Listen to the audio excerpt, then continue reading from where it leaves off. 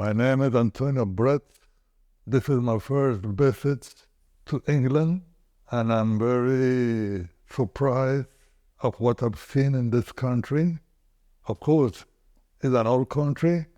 I was born in a republic, and now I find myself visiting a monarchy, and I'm really surprised. I was born in 1937 in Havana, Cuba. I am the only sibling. I'm the last one.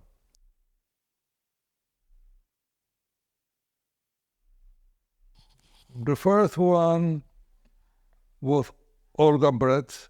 My Olga, she was as strong as my father. Even when cause of there was a separation, she always was serene in her personalities, in her life, in her toughness. And she was always have the idea of studying a career, especially in the philosophy, art, and that's what she wanted.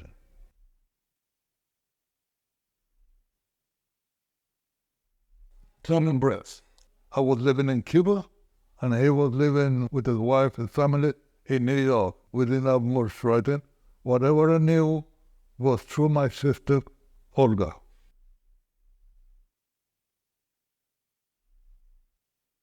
The one that fathered Clement was my other sister, Gloria. Unfortunately, that was a tragic loss because she died in 1944. I'm not very sure. I was very young. I was 6 or 7 years of age. The Second World War was in its height, and she contracted appendicitis. Nowadays, appendicitis is nothing. It's treated, and you go to your house and you do your life. I lost my sister. She was a teenager. She was 16, I think, something like that. In the height of our youth, we lost her, and that was a disaster. Yeah. That we never recuperate from that. That was in Cuba.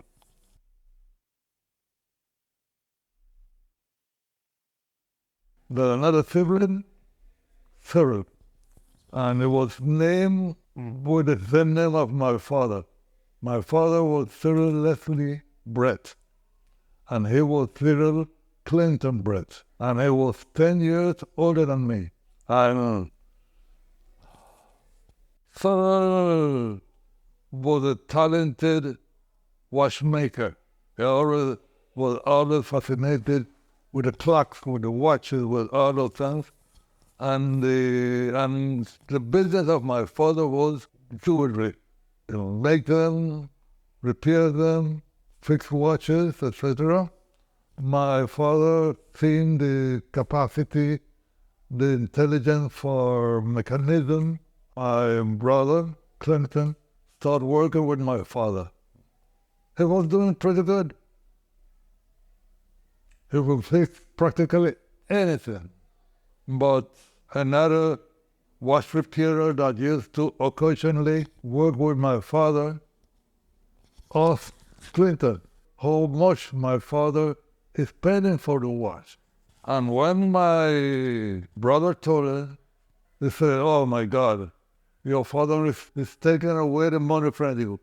And that wasn't very happy because my brother lived with us and was contributing with the spending of the house.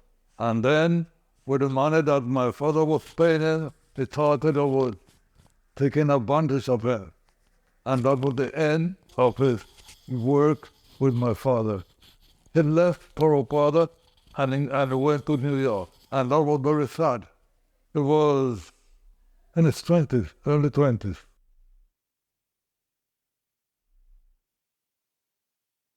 My mother was Rosetta Brett.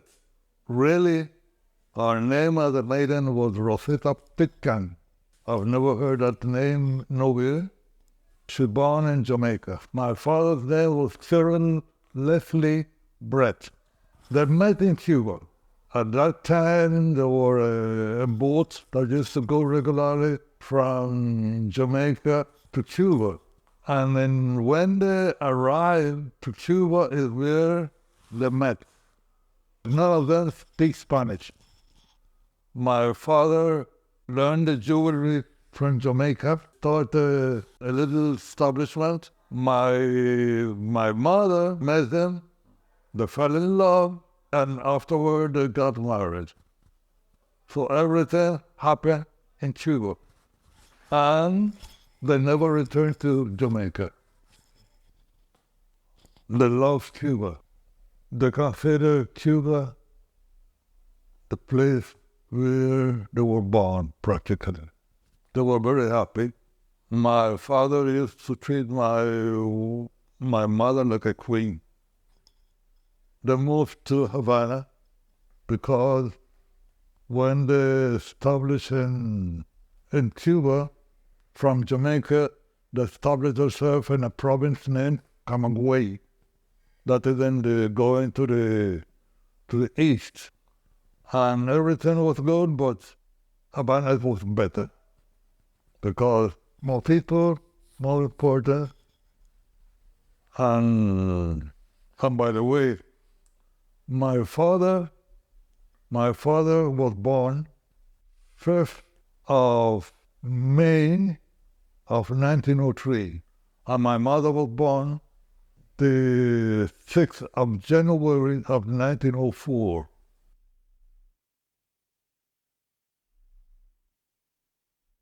She was very gifted with the language. She picked up the Spanish very quickly, and she would talk it perfectly.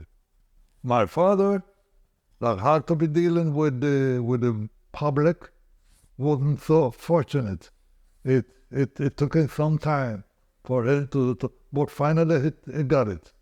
He got it, and we moved to. They moved. I wasn't born yet, of course. They moved to Havana, to different locations, always getting better clientele, till they get a place in the main artery of Havana named Velasquez, a commercial street that have lots of buses, some cars, all kind of things, passing, lots of public, and that is where we made it.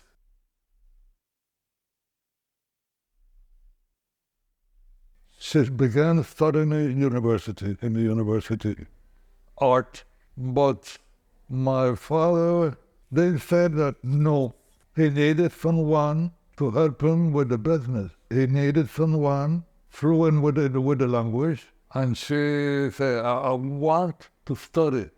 I don't want to be a your fellow. We're very sad. She decided that she didn't have no future in the business of my father nor in the country. So she decided to go to the States. And she had a godmother that were already established in New York. She was very happy, especially during the first years of our stay in New York. She was in her early 20s. She never married.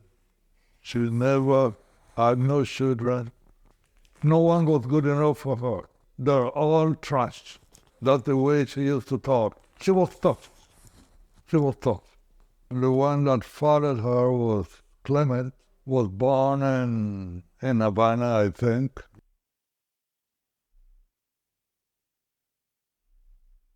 Unfortunately, I lost her 5 months ago, the 14th of December.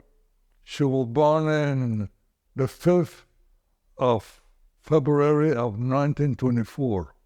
She was the first one, and she was the oldest, of course. Then going to be 99. Closeness of the people that was taking care of her. My wife had to visit our family in Cuba, and I wasn't capable of taking care of her with the problem that she had. So we decided, and the people, the professionals that were taking care of her, to take her to an old folks place. We told them the precautions, and they knew already the precaution that they had to have with her.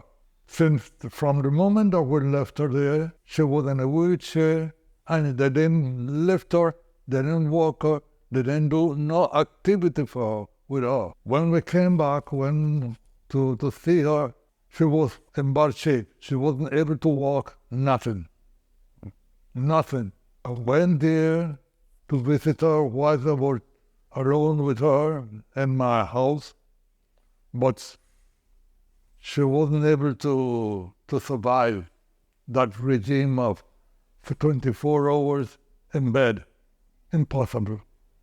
She fell, and that was it. Nothing went good from that moment. From the moment that she returned to our house from the hospital, she wasn't able to walk.